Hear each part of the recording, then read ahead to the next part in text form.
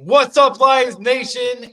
I am the Soul Man. That is the Stat Man. And wait, Stat Man, we can hear you tonight, so that's awesome. Yes. Victory Monday. Very close, Victory Monday, but Victory Monday nonetheless. We got an awesome show for you guys. We got tons of stats to share. We're actually going to take a look at tonight. We're going to take a look at the division standings and the conference standings, see where everything is lining up at this moment. And we have a guest tonight. Jacob Erickson is going to join us tonight for the show and talk some Lions football with us. How you feel, Yes, Statman? sir. Forward down the field. Let's freaking go, Detroit. Victor says, "What's up, fellas? Good game yesterday. What's up, Vic?" Yeah, it was a good game, Vic. Dane in the house says, "What's up, fellas? What's up, Dane?" What's up, brother?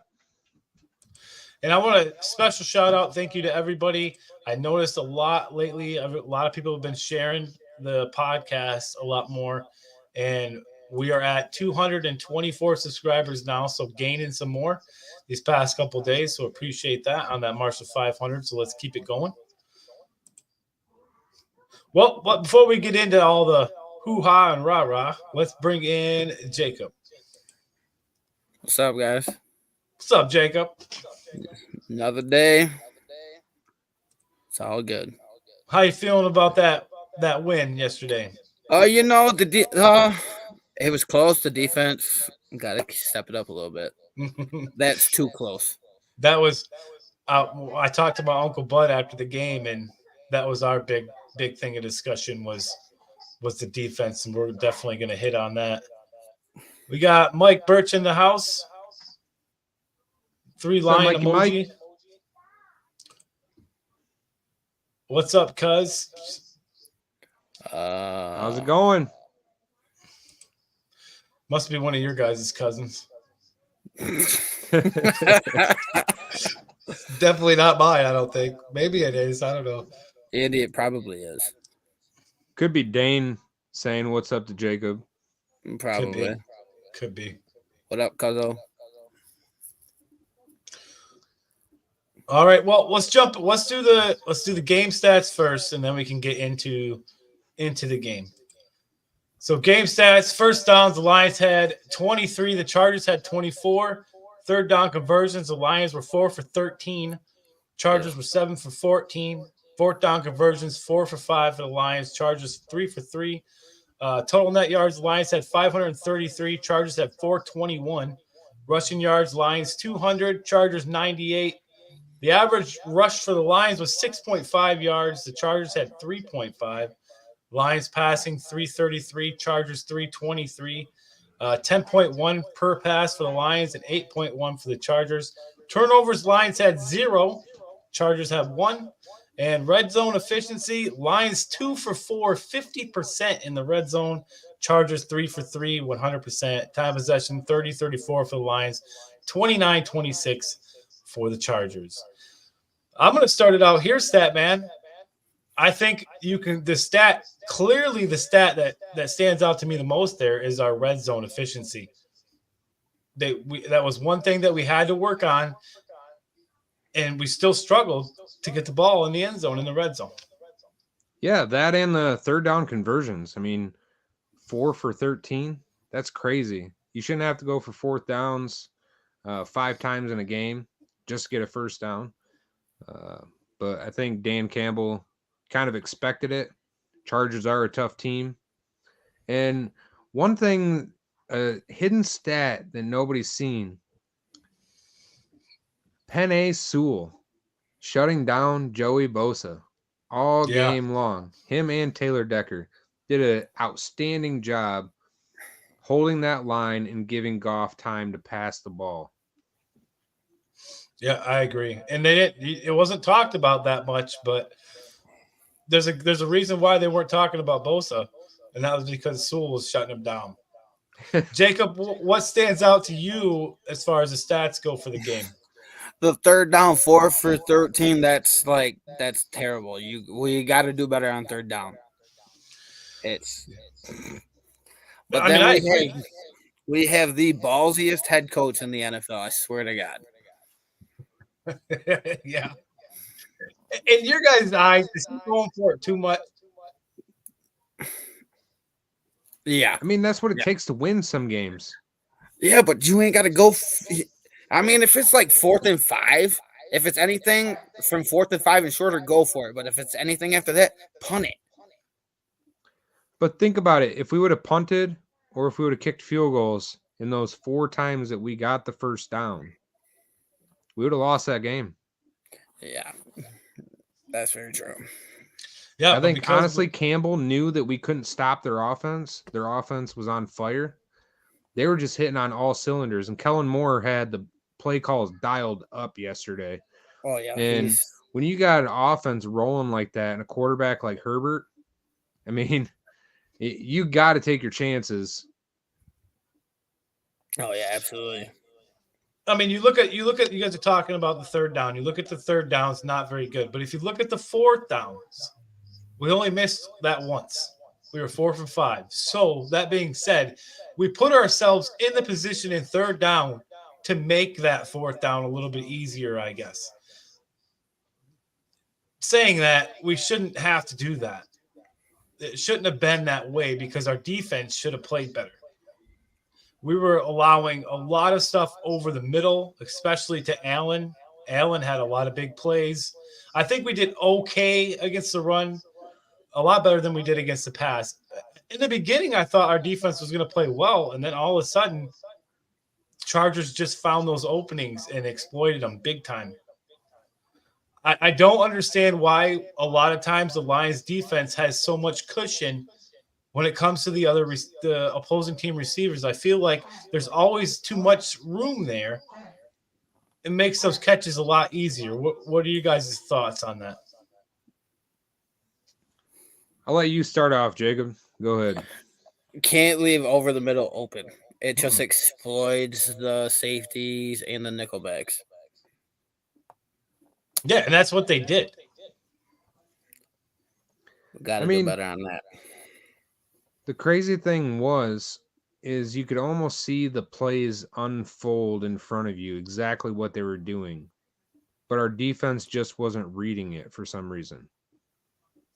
And the other thing is, I have to say the refs helped the Chargers out on a couple of those drives. I mean, JB pointed out on our show on Saturday about how the Chargers had 100 first downs just from penalties. Yeah. And that goes to the goal line where we completely stopped them. And then they get a penalty and then it's like a redo.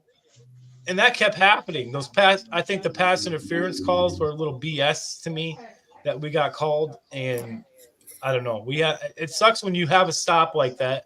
The defense stands up, they do their job, and then a penalty that's bullcrap screws us over.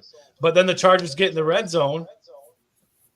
Every time they were in the red zone, they scored. We weren't stopping them on defense. That's what Dane said. DBs had me yelling at the TV. What up, though? JB, speaking of JB's in the house. What's up, JB? What up? 9 penalties called, only 4 accepted, and 2 on offense. Yeah, I mean, was there some actual penalties? Probably, but there was definitely some, in my eyes, some BS calls that really kind of screwed us over. I mean, in the end, we won, but it should have been we scored 42 points, and the Chargers didn't score that much because our defense should have played a lot better than that.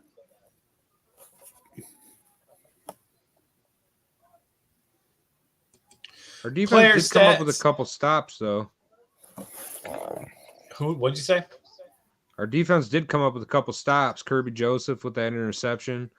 That was think nice. About those couple stops that we did get. If we didn't get those, we probably would have lost the game too. So the defense did play good at some points in the game. It was just that was towards the beginning. I think that interception was, and that's what I was saying. I thought the defense came out and played okay, and then all of a sudden it was like they started exposing us in the middle of the field over and over again to Allen, over and over. And it's like, why could we not adjust for that? You know what I mean? Like, why are we playing so much cushion all the time with these guys? That's what beat us. Not beat us, but you know what I mean, because we won. But the PI in the end zone was legit. Cam shut down, pushed the tight end out of the back of the end zone prior to the pass getting there. JB. They did punt the ball twice. Hutchinson had 2 key pressures on third down, forcing incompletion. Yeah, no sacks. We had no sacks. Hutchinson might have had 2 key pressures, but we weren't really getting in there on Herbert at all. Besides that, I don't think that I can think of. It didn't look very good to me. That was our weakest point of that game was the defense. That was it. Player stats passing, Jared Goff, 22 for 33, 333 yards, 2 touchdowns. David Montgomery, 12 carries, 116 yards, 1 touchdown. Jahmyr Gibbs, 14 carries, 77 yards, 2 touchdowns. Receiving, St. Brown was 9 for 8 receptions, 156 yards, 1 touchdown. Khalif Raymond, 2 receptions, 46 yards. Sam Laporta, 4 for 40 yards. Jahmyr Gibbs had 3 for 35 yards. Brock Wright, 2 for 23 yards and a touchdown. That is the offense. Obviously, Jared Goff, I think, played a really good game again. But as far as offense goes for me, you have to look at Jahmyr Gibbs and David Montgomery and the way that they played, the way that we were able to run the ball with those two. It was like it didn't matter which one was in the game.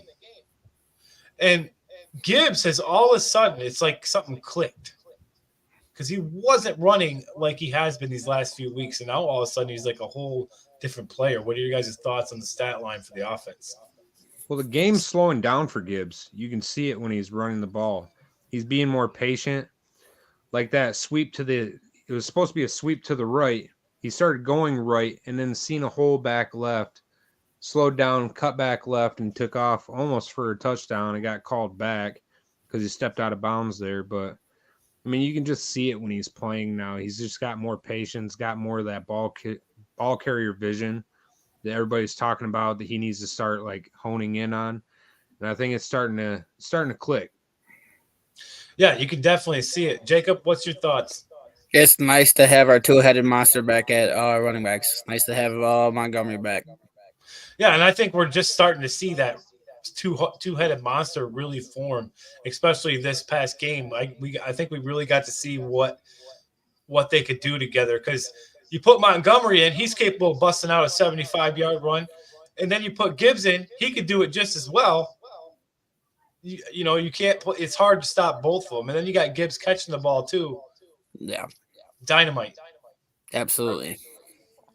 JB says, I grew tired of AG not blitzing and stunning the defense versus good teams.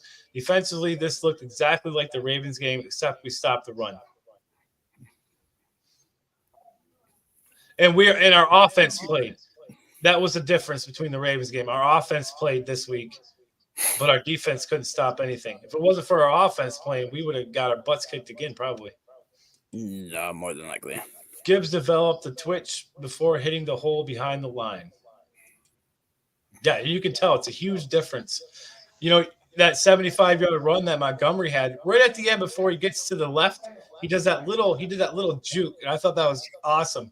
He just does this little tiny juke, and he's gone.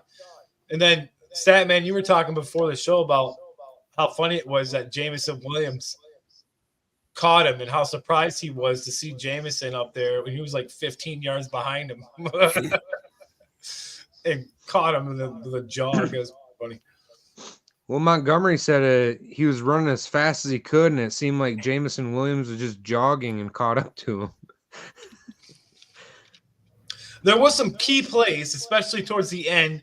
You had Khalif Raymond had a big catch. And then you had St. Brown with that big catch to the sideline. And then Laporta, obviously, with his catch on 4th down, which led to the game-winning field goal. I think that whole thing played out very smart. I think it played out exactly how we needed it to. On that 4th down, getting that 4th down and then being able to run that clock out. I didn't realize at first they didn't have timeouts. So when I realized that they didn't have any timeouts, I was like, they get this. My son was watching with me. I was like, if they get this, that's it. We can just run the clock out and kick it and hope to gosh that he makes it. And he made it. So good to go.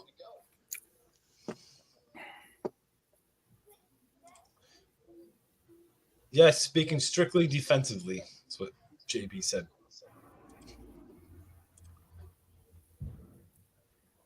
The defense, now, I do have some stats down, but there wasn't very much of it.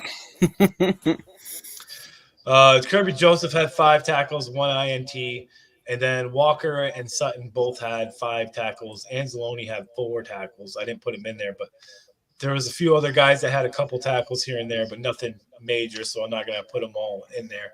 But, yeah, I mean, I think we pretty much said it, but I think the defense – we have our defensive backs have to play better than that.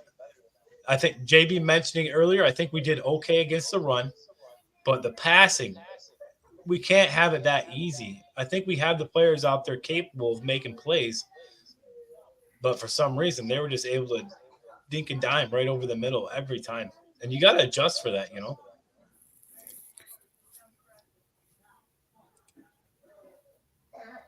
Victor says the D needs to tighten up before Chicago. Yeah. What scares me the most about our defense is it seems like we struggle on edge contain with running quarterbacks or quarterbacks that can get mobile. If you've seen Herbert, Hutchinson got pressure on him, and all of a sudden Herbert's scrambling out of there because there's no one out there for edge contain. I think that's one of the key factors they need to start honing in on defense is just being able to contain the quarterback in the pocket. I don't think we throw enough different style blitzes in either. I think we rely a lot on our front four to get the job done, which they're capable of doing. But I think we need to throw some disguises in there, and like I think JB even mentioned, the blitz more, or throw a spy in there. Just have, when you get a quarterback that can be mobile, have someone spying him. Because we get beat a lot. In the opposing teams, when it's a mobile quarterback, they get a lot of first downs because of that reason. Well, even Derek Barnes had a chance at a sack on Herbert, and Herbert just bounced right off him because he was trying to tackle him high. Yep, I remember that. It doesn't make any sense why these professional defensive players tackle high when they know you're supposed to tackle low. You learn that in elementary school when you're playing tackle football. Victor says, yeah, Lamar ran all over us. Yep. DBs got beat when we were in man-to-man almost every time. Romo even spoke on it during the game. Yeah, because they have a 5-yard cushion.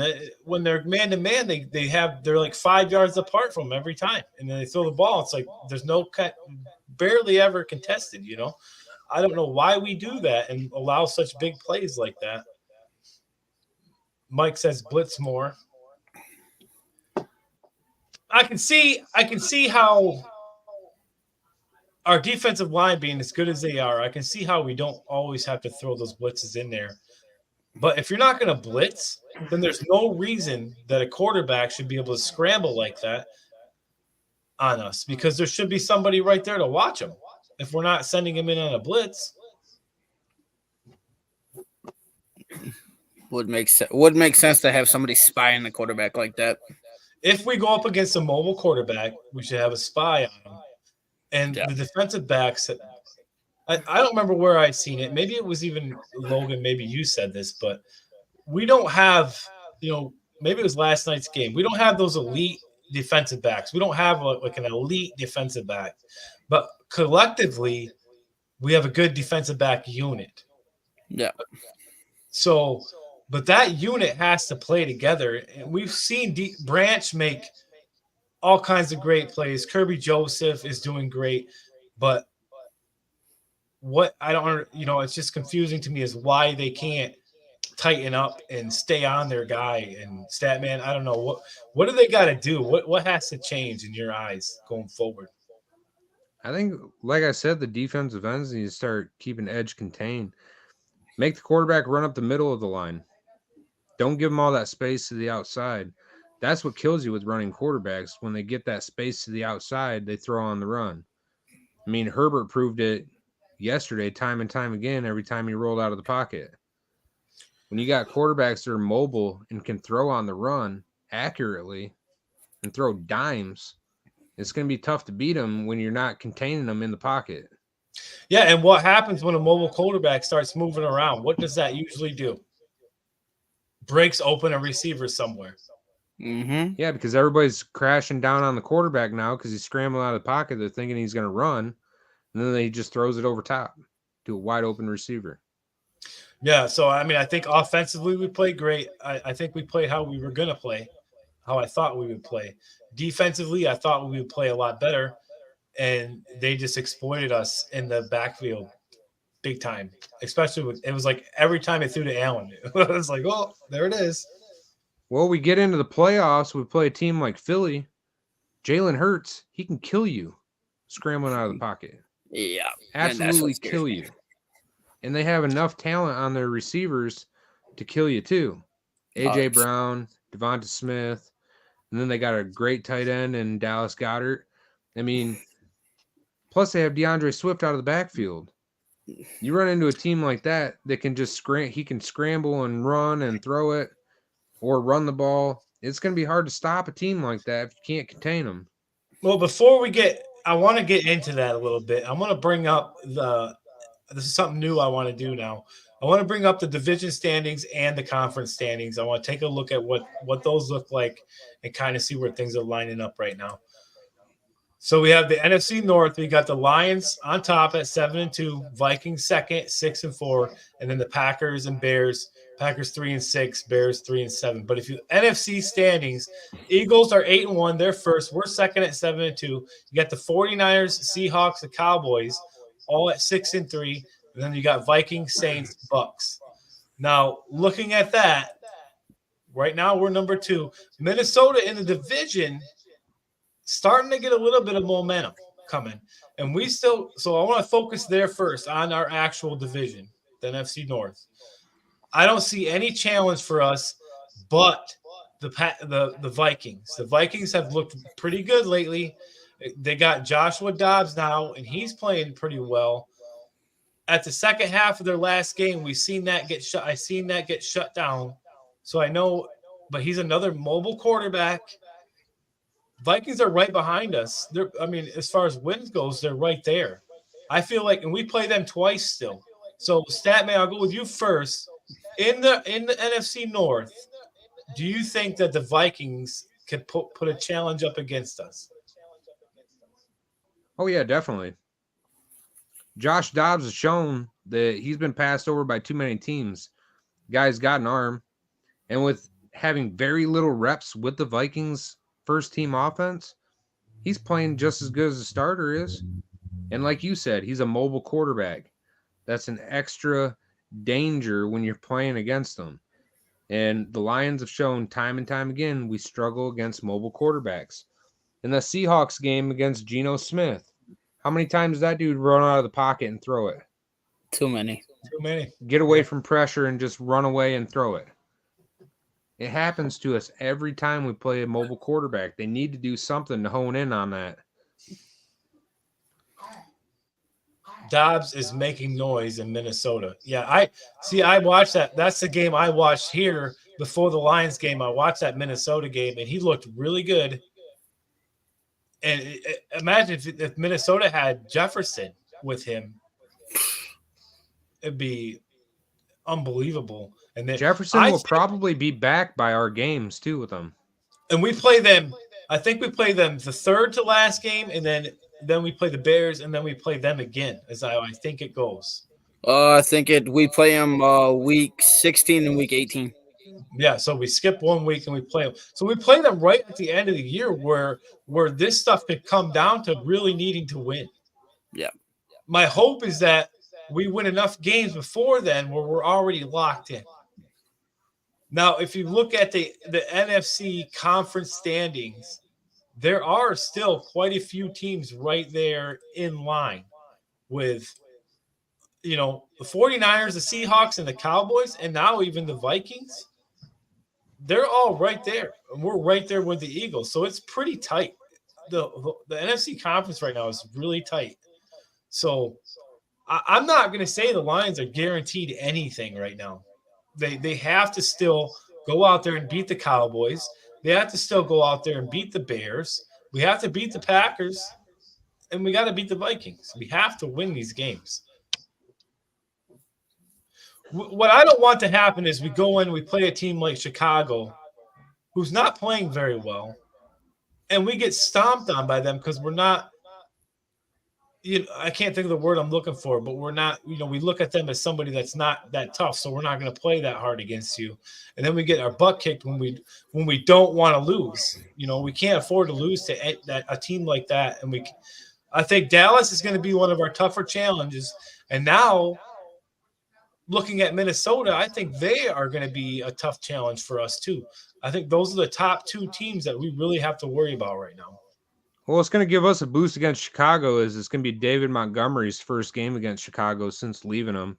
No, and he's looking forward to both Chicago games, the most out of this year. Oh, he said he's looking to have some fun. I bet. I don't know. I know that Chicago's been playing pretty poor. I watched the Packers game. They don't look very good either.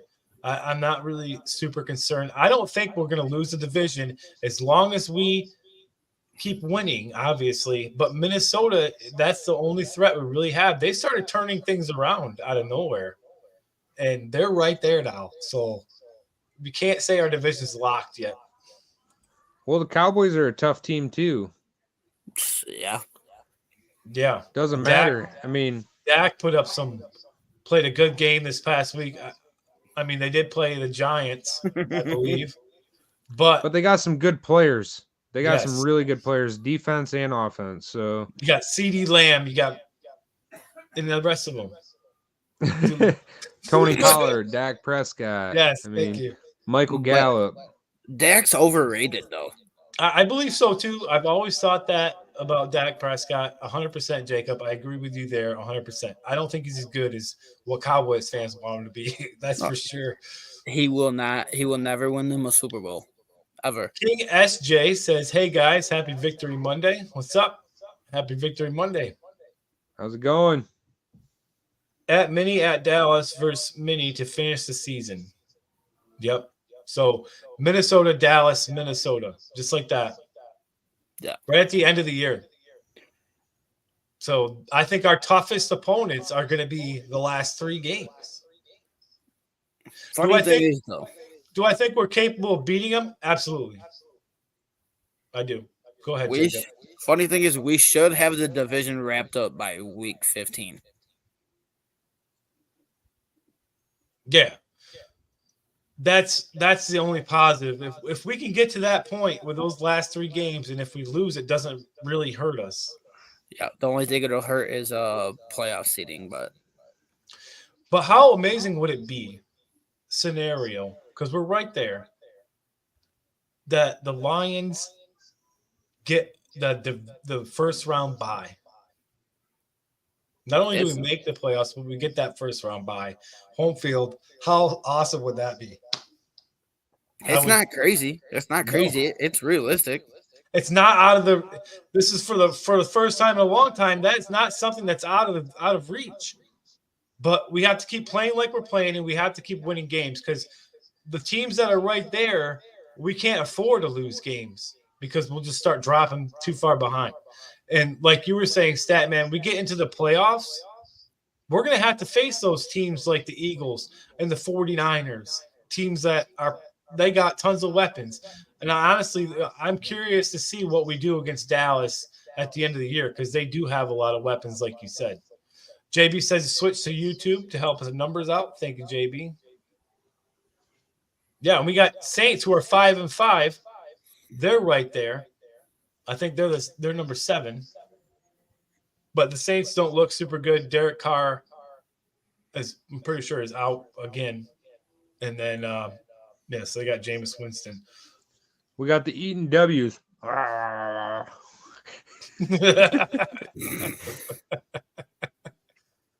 Yeah, that's something I'm going to do every week. I'm going to pop that up whatever changes, so we can take a look at it. But so everybody can see where the NFC is standing at right now.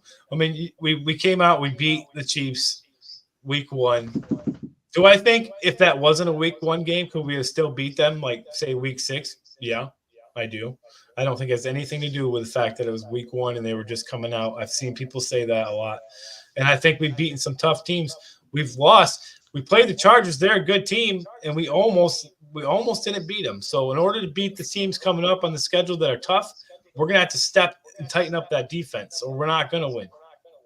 That's the Well, when we line. beat Denver, too, we'll sweep the AFC West. Do that again, Logan. Don't do that again. Hey, this show's not rated for children. We're swallowing W's over here.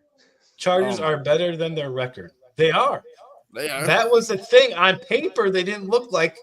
On paper, it looked like our defense could just dominate them. And could they have? Yes, if they would have played well, but they didn't. They weren't playing well. But the Chargers have a good team. That's why it's tough to get wins in the NFL, and a win is a win. I don't care how you get it. You scrape by the skin on your nails. You're still gonna get that win, and wins go a long way in this league. Absolutely. And it's especially on the road. league.